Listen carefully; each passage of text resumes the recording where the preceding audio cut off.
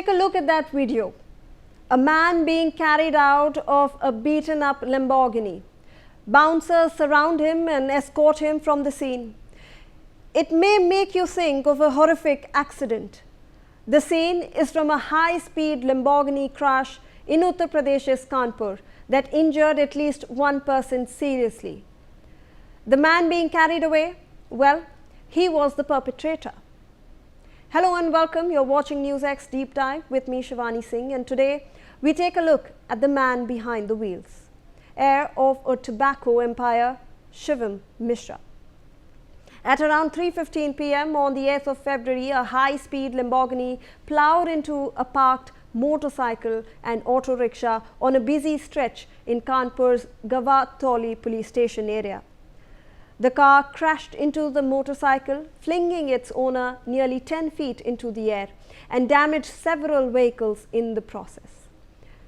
After the initial impact, the driver did not stop but attempted to flee the scene. Eyewitnesses say that the car's speed doubled, creating panic among bystanders. But this was not enough. As people gathered around the spot and the situation escalated, Shivam Mishra's bodyguards, who were seen travelling in a separate car, tried to push back the crowd and protect him.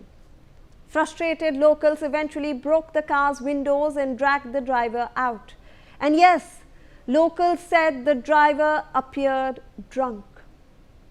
So who exactly is Shivam Mishra, and who is his business family that has figured prominently in recent controversies?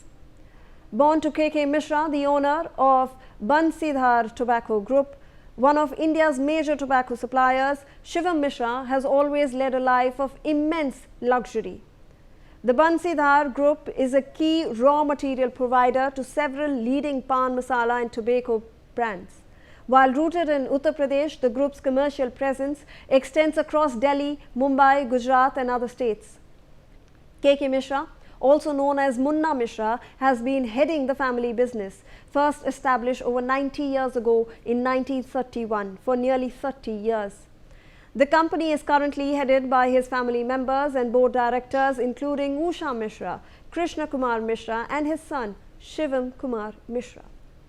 In recent years, Shivam has taken on a central role in the company's operations. Widely regarded as the face of its current management, the 45-year-old is involved in key decisions related to the company's expansion, production and overall strategy. The Mishra family's flamboyant lifestyle, marked by ultra-luxury cars, high-profile social events and past income tax investigations, has often seen them splashed across headlines. Shivam himself is widely known in elite social circles for his passion of extravagant automobiles. The family's collection over the years has included some of the world's most expensive marquees, Rolls-Royce, Lamborghini, Ferrari and McLaren, often spotted at their residences in Delhi in Kanpur. An earlier report stated that searches at Shivam Mishra's residence in Vasant Vihar uncovered a striking collection of luxury cars, all registered carrying the same number plate, 4018. That fleet, valued roughly at rupees 60 crore, included a Rolls-Royce Phantom along with high-end models from McLaren, Porsche and a Lamborghini to the same one which is involved in Sunday's crash. This isn't even Shivam Mishra and his family's first brush with the law. About 2 years ago, the company and its linked premises across multiple states, including Delhi, Gujarat and Andhra Pradesh, were raided by income tax teams. Officials conducting the 2024 raid had claimed to have uncovered large-scale tax evasion, unaccounted cash, luxury vehicles and suspected Benami properties, although the department has not made detailed findings public in official statements. Shivam also owns expensive watches, diamond jewelry and cash which were seized during the investigation. Officials reportedly seized documents and cash worth about rupees 4.5 crore in subsequent searches. Officials reported seizing rupees 7 crore in cash along with jewelry and other assets. Several expensive watches belonging to Shivam Mishra were also seized. One diamond-studded watch was said to be worth nearly 2.5 crore rupees. The biggest claim? The raid reportedly exposed large gaps between declared assets and the actual wealth of the Bansidhar group. Bansidhar Tobacco Private Limited under KK Mishra's leadership declared income of rupees 20 to 25 crore.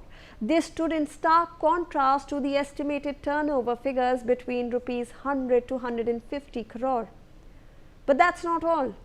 Another episode during the income tax action added to the controversy. Officials alleged that a licensed pistol was briefly pointed at them by Shivam at the Delhi residence before their identity was clarified and the situation brought under control.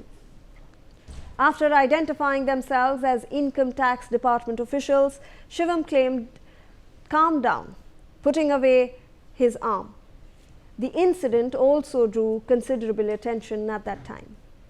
Now the Lamborghini crash has once again put the spotlight on Shivam Mishra and his influential family. As videos flooded media showing Shivam being pulled out of the Lamborghini, clearly unable to walk, Kanpur police registered an FIR against an unknown person. The decision had sparked backlash and concerns over preferential treatment before police stated that after the initial report, their investigation identified the driver and they included Shivam Mishra's name in the case. Even more concerning is the fact that no medical examination was conducted on Mishra following the crash, despite eyewitnesses claiming that he appeared drunk. This was because, according to the bodyguards accompanying Shivam, he allegedly suffered a minor heart attack following the accident and was immediately taken to a hospital for treatment. As a result, no on-site medical examination or preliminary test was carried out to assess his condition at the spot, an omission that has now come under scrutiny. Police have said that the medical claim is under verification. Now, as protesters allege pressure from a compromise and delays in registering a case, police say investigations into the incident are continuing, even as the Mishra family comes under intense scrutiny. Let's discuss this further with Dr. Surya Kumar Shukla, who was the former DGP of Uttar Pradesh. Thank you so much, sir, for joining us on the broadcast to discuss this matter. So, when we are looking at such cases, it brings to light the VVIP culture that people seem to be enjoying in India. Law is bended for them. First, the FIR was registered against an unknown person. Later, after pressure, after concerns were raised, Shivam Mishra was in fact named in the FIR. And now there is no medical, on-spot medical examination of the alleged accused because he was taken away by his bodyguards to a hospital. Madam, generally when such accidents take place, the persons themselves get injured, though it is correct that out of sometime negligence, sometime due to drunken driving, and sometime due to various other reasons, these accidents take place, and out of anxiety and pressure, mental tension, they rush, and naturally it is quite natural that bodyguards must have taken away the person who has done the accident. But it does not make any difference in the sense that when the number of the vehicle, which is seen by many persons who are present on the spot, they report it to the police, and the number of the vehicle naturally gets connected to the owner of the vehicle, and generally CCTV footage also comes, and the statements of the persons who have seen the person who has done the accident, they give their statements, and on the basis of that the persons are arrested. And what you are claiming to be VVIP culture, yes, it is correct in many cases, and some people do the drunken driving, and some people do the negligence also, and we have to improve the system of taking driving licenses, and at the same time we also have to ensure that these type of accidents do not take place, because this results in the not only injury, sometimes casualties, sometimes loss of the person who is the bread earner for the whole family. So this matter has to be seen in that seriousness, and I am sure the police, which is looking after this matter, they will investigate it, and the due compensation will be provided to the persons who are the victims, who have been injured and who have become the victims of the accident. Uh, any other question which you have in mind, you can Yes, ask, sir. madam. Yes, sir. Because we are talking about why we are talking about this issue is, sir, there will be no record of him being drunk, because witnesses are saying that he was drunk.